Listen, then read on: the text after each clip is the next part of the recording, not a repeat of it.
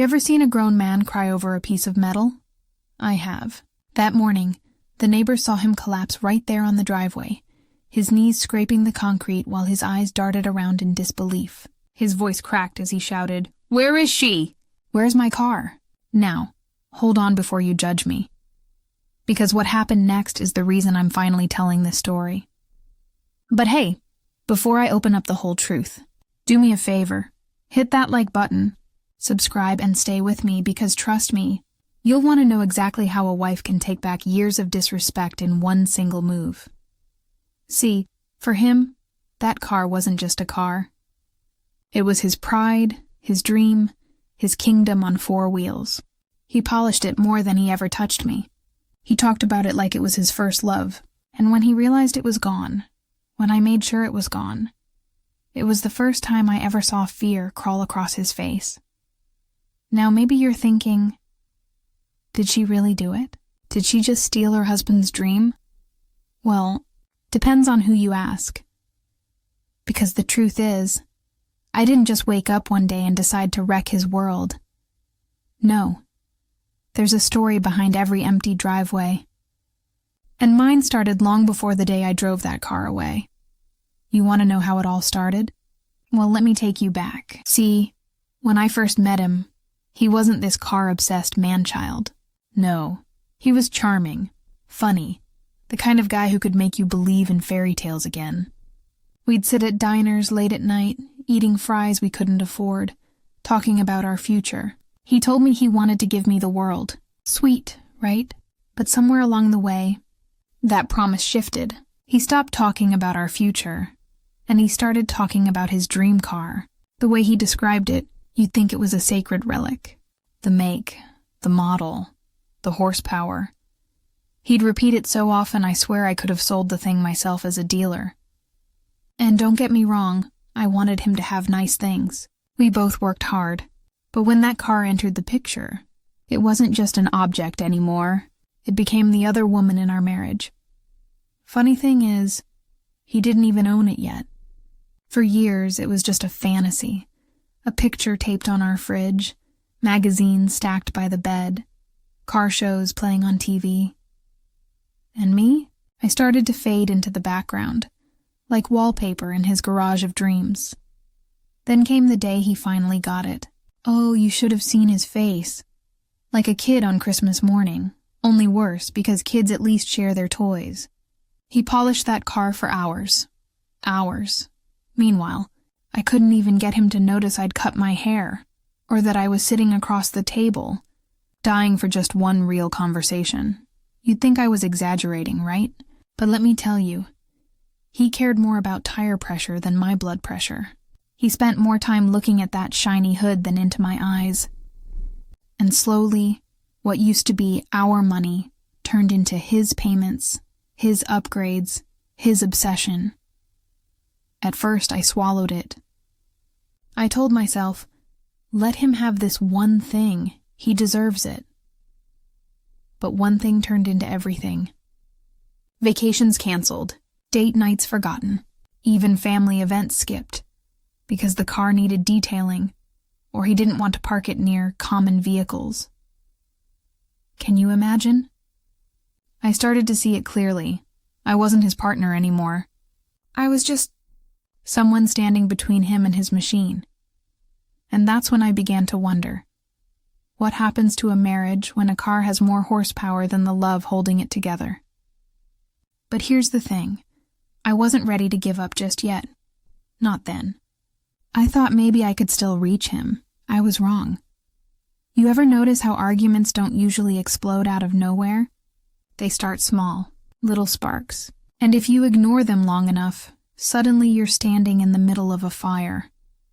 That's what happened with us.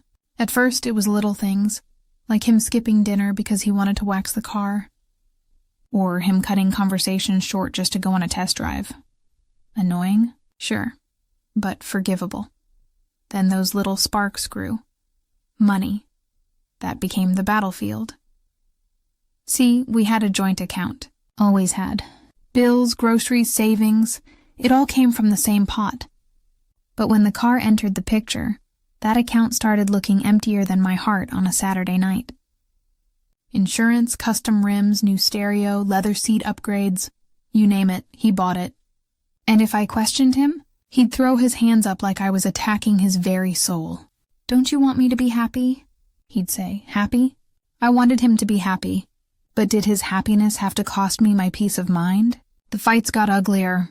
I'd bring up vacations we could no longer afford, the medical bills we kept pushing aside. He'd snap back saying the car was an investment. An investment? Tell me, what kind of investment guzzles gas, drains savings, and destroys a marriage? One night, I remember, we were at a friend's dinner party. Everyone was laughing, talking about kids, jobs, future plans. And then he, my husband, leans back in his chair and brags, "The only woman I'll never leave is sitting in my garage." The room went silent.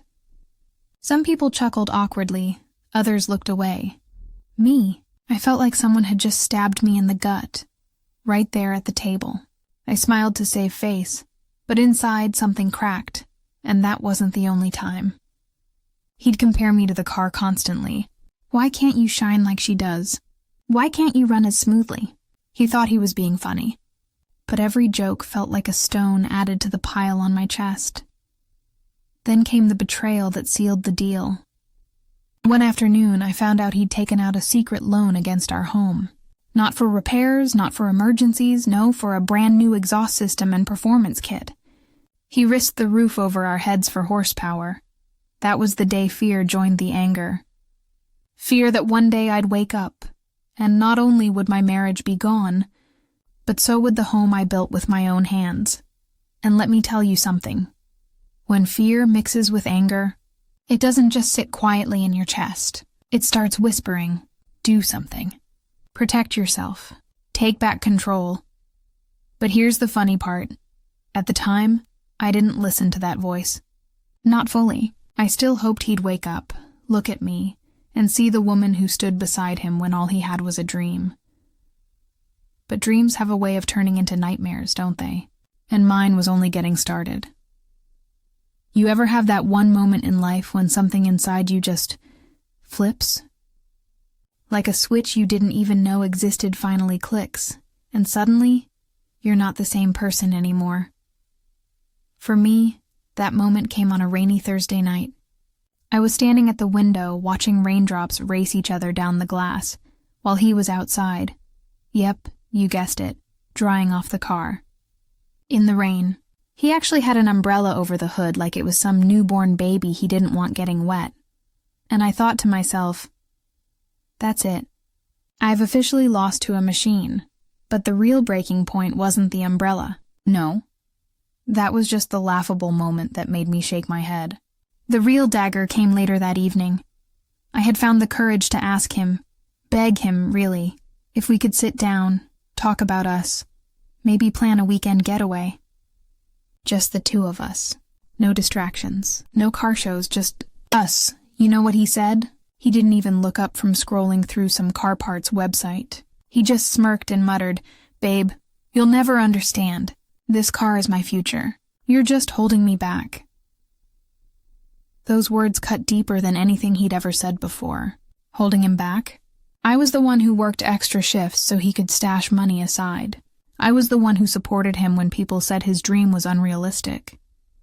And now I was nothing more than dead weight dragging behind his precious car. I went to bed that night, but I didn't sleep. I stared at the ceiling, the rain still tapping on the roof, and I realized something crystal clear. I wasn't just competing with a car anymore. I was losing, and worse, I was invisible in my own marriage. That's when anger stopped being sadness.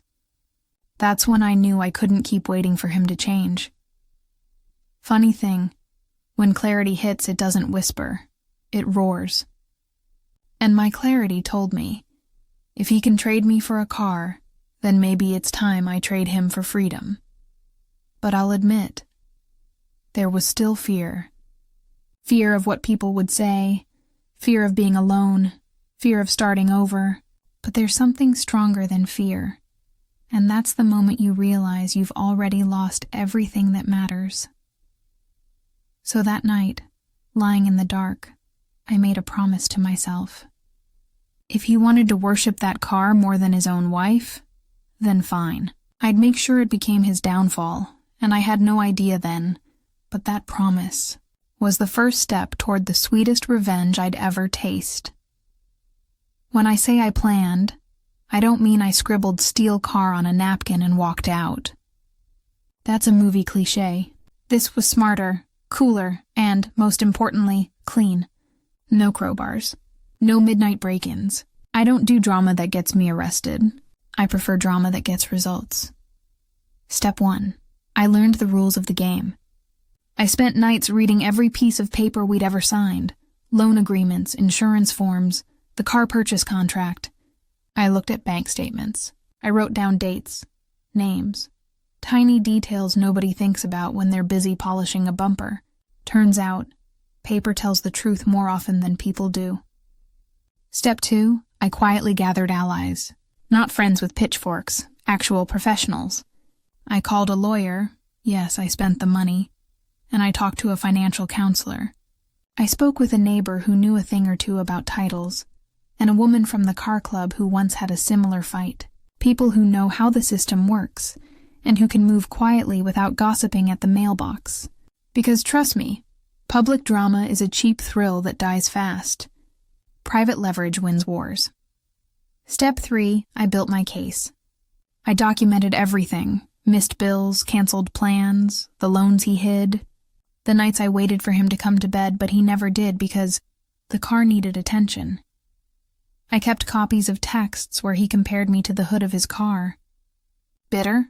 Maybe? Useful? Absolutely. Evidence isn't vindictive. It's honest. Step 4. I found the leverage. Turns out when you have joint accounts and joint names on property, the law doesn't take sides, unless someone shows it reasons to. The secret loan he'd taken? That was a key. The way he'd written checks, moved money, and ignored household bills. Those were cracks. I didn't force anything. I pointed them out. I let consequences do the heavy lifting. Step 5. Timing. This is where the plan looked like magic. Not because I was clever, because I waited for the right moment. He had a weekend car show coming up, lights and crowds and bragging rights. He'd be away, proud, vulnerable. The night before, I quietly arranged a legal tow. Not a junkyard job. A formal repossession based on paperwork and counsel. It's boring, but that's the point. Revenge shouldn't be messy. It should be undeniable. Oh, and a small pattern breaker here. I learned to laugh again. While I worked, I'd imagine him in his Sunday best, polishing his ego, not his marriage. Sometimes I said out loud, "Good luck finding your other wife under the hood." Yes, petty. Yes, satisfying. I'll be honest. There were sleepless nights. Fear crept in. What if I misread the papers? What if people thought I was cruel? But fear has a way of sharpening focus. It makes you check things twice, call the lawyer one more time, and verify the tow company's license. So the plan was executed like a quiet storm. Legal groundwork, allies lined up, evidence stacked, timing perfect. No screaming, no scenes, just doors opening, forms signed, and one very shiny car being moved out of our driveway under the clear light of day. And when he came back, well, that's when everything changed.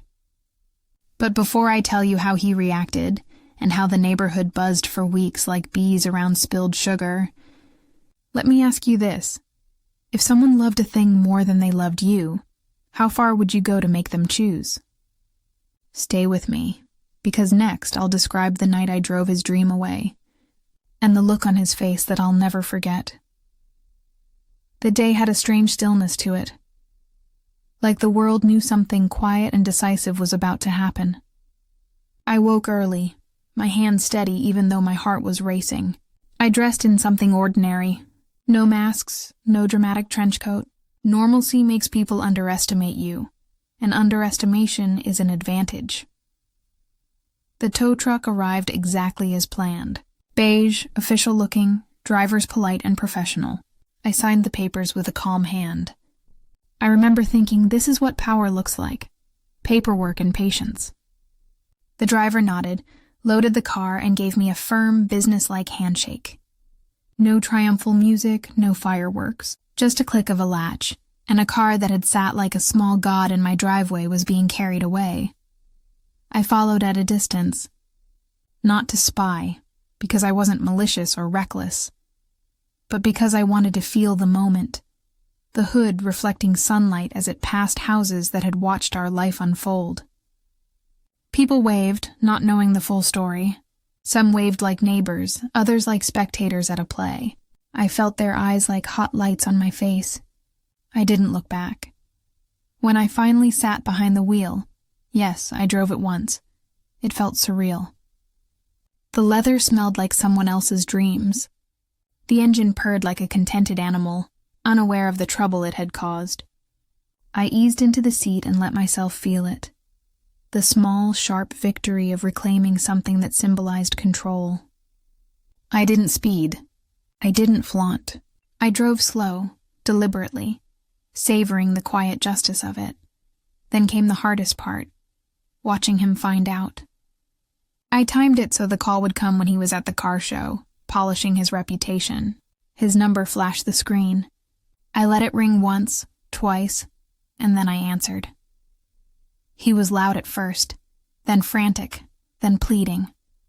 I listened. That silence you hear in these moments, it's full of meaning. I told him simply, "It's gone. The tow is legal. Call your lawyer." My voice didn't waver. I wanted him to hear the truth without the theatrics. He screamed. He begged. He blamed me. The neighbors heard, I think. My hands shook for a moment, not from fear this time, but from the realization that the life we had been living was now irreversibly altered.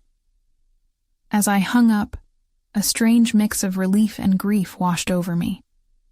I had taken control, but I had also taken a part of our past with me.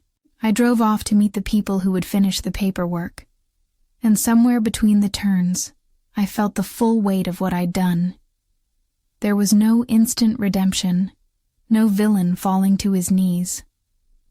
Just the hum of the road and the knowledge that some doors, once closed, don't open the same way again. Up next, how he reacted in the neighborhood. The calls, the confrontations, and the part that surprised me the most. Stay with me. The neighborhood didn't stay quiet for long. News travels faster than tires on hot asphalt, especially when it involves drama parked right outside your door. By evening, everyone knew something had gone down. When he came storming back home, face red, tie crooked, and voice cracking like a bad speaker, I stayed calm. He paced the driveway, shouting questions into the air like someone had robbed a bank. Who saw it? Where did it go? His rage echoed down the street. The funny part? Nobody rushed to comfort him. A few neighbors peeked through curtains, some even chuckled. You could feel it. The same people who once rolled their eyes at his endless bragging now quietly enjoying the spectacle. Pride has a way of making enemies you don't even know about. And then came the stories. Friends called me privately, whispering, "Good for you," while others pretended they were shocked, but couldn't hide their smirks. Even his closest buddy from the car club texted me, "Guess he finally learned what horsepower really costs." Of course, he tried to flip the script. He went around saying I stole from him, that I'd ruined his life. But here's the thing. Paperwork doesn't lie. I had the signatures, the accounts, the proof of every reckless decision he'd made. When people realized that, their sympathy dried up faster than spilled gasoline on hot pavement. And him? He didn't just lose a car. He lost credibility. Every room he walked into, he wasn't the proud owner anymore. He was the guy whose wife outplayed him at his own game. And believe me, reputations don't polish as easily as chrome. For me, it wasn't about revenge anymore. It was about seeing him stripped of the pedestal he built for himself, watching the empire of arrogance collapse under its own weight. But the real satisfaction? That came later, when I finally sat down alone and realized I hadn't just taken his car. I'd taken back my voice, and that, more than anything, is what broke him. You know, people always ask me if I regret it. If I regret taking the car, the noise, the gossip, the fallout. And honestly, no. Because this was never just about a car. That car was a mirror. It showed me everything I refused to see for years. His selfishness, his pride, his blindness to what really matters. I was invisible in my own home, and he couldn't see it because he was too busy staring at polished metal. Driving it away wasn't about revenge. It was about reclaiming myself. The moment I let go of the fear, the guilt, and the constant waiting for him to notice me. That's the moment I truly got my last laugh. And here's the irony. He thought the car was his future, his untouchable dream. But in the end, it became the symbol of his downfall. Every time he hears the purr of an engine like that on the street, I know he remembers, and I hope he does. Because I remember too, but not with pain anymore. With freedom. I didn't just close a chapter that day. I shut the whole book and started writing a new one, in ink he couldn't erase. So, if you're wondering whether I went too far, maybe ask yourself this. What's the cost of silence? Because for me, the silence of being overlooked was far heavier than the sound of those wheels rolling out of the driveway. And my last laugh, it wasn't just watching him break. It was finally learning to stand tall, even without anyone clapping.